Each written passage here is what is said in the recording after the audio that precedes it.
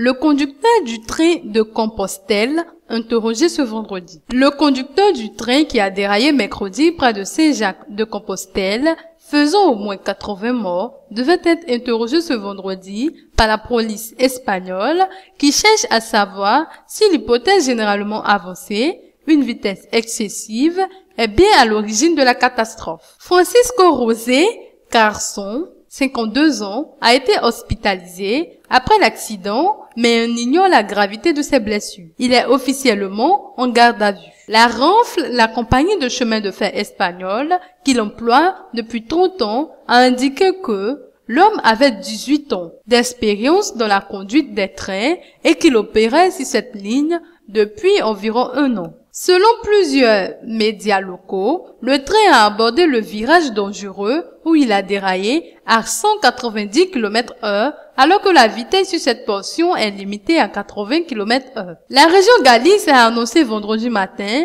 que 95 personnes étaient toujours hospitalisées, dont 32 dans un état grave, y compris 4 enfants. Il s'agit de l'une des pires catastrophes ferroviaires de ces 25 dernières années en Europe, et le président du gouvernement espagnol, Mariano Rajoy, a déclaré 3 jours de deuil national. Le trafic a repris vendredi matin sur la ligne, sur les voies parallèles à celle de l'accident. La sécurité des transports ferroviaires est en Espagne supérieure à la moyenne européenne, selon l'agence ferroviaire européenne, qui classe ce pays au 18e rang sur 27 pays en termes de morts par kilomètre transporté sur le rail. Entre 2008 et 2011, on a dénombré 218 accidents de train en Espagne contre une moyenne de 426 au sein des pays de l'Union européenne. Nombreuses questions. L'enquête va devoir répondre à de nombreuses questions. Pourquoi le train roulait-il si vite?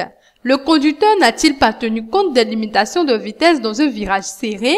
Les freins sont-ils lâchés? Y a-t-il un système de sécurité contraignant le train à ralentir en cas de dépassement? Le roi Juan Carlos et la reine Sofia se sont rendus jeudi au chevet de blessés soignés dans un hôpital de Saint-Jacques-de-Compostelle. Habitants de la ville, pèlerins et touristes, tous privés des fêtes de la Saint-Jacques annulées jeudi, se sont rendus en masse sur les lieux de la catastrophe pour observer les opérations d'enlèvement des voitures du train et de déblaiement des voies. La presse espagnole rapporte des témoignages selon lesquels Francisco José Carson, qui a aidé à porter secours aux victimes, aurait crié au téléphone après l'accident « J'ai déraillé, qu'est-ce que j'ai fait ?» Une vidéo prise par les caméras de surveillance et diffusée sur le site d'El País montre le train entrer très rapidement dans le virage avant de dérailler et de se fracasser contre un mur qui borde les rails.